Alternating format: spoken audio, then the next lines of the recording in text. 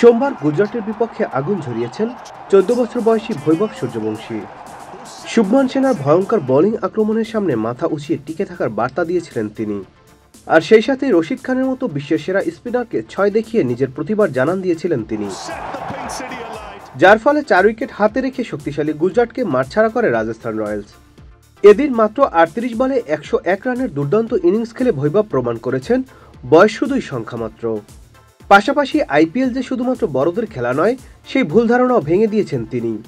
তবে আইপিএল ক্যারিয়ারের শুরুতে রঙিন দুনিয়ায় পা রাখা বৈভবের ফেলে আসা কাহিনী যথেষ্ট যন্ত্রণার। বান্ডেল থাকলে প্রতি সেনমানিতে টাকা বাঁচবে। বিকাশ সেনমানি বান্ডেল কিনে জিতুন প্রতি লেনদেনে। জানা যায় বৈভব যাতে ক্রিকেট খেলতে পারে সেজন্য বিরাট বলিদান দিয়েছেন তার বাবা। ভারতীয় ক্রিকেটার বৈভব সূর্যবংশীর বাবা সঞ্জীব সূর্যবংশী জানিয়েছেন, ছেলে বর্তমানে বিহারের ডক্টর মুক্তেশ্বর সিনহা মডেস্টি বিদ্যালয়ের 8ম শ্রেণীর ছাত্র। ছেলে বৈভব একদম প্রথম থেকেই ভোরে ঘুম থেকে উঠত, আর তারপর নির্দিষ্ট সময় ব্রেকফাস্ট সেরে চলে যেতেন টিউশনে। তবে এসবের মাঝেই তার প্রথম পছন্দ ছিল ক্রিকেট, আর সেটাই একেবারে মনে প্রাণে খেলে গিয়েছেন বৈভব।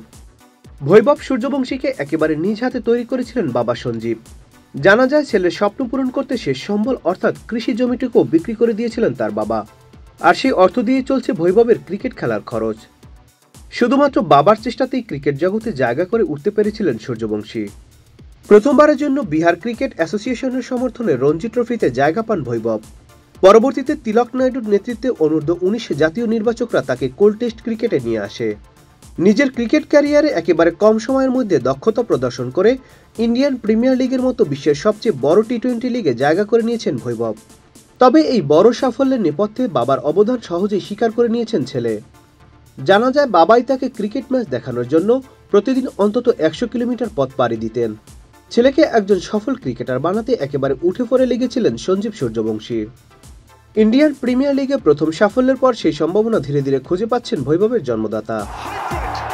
Nadim Hasan, channel I.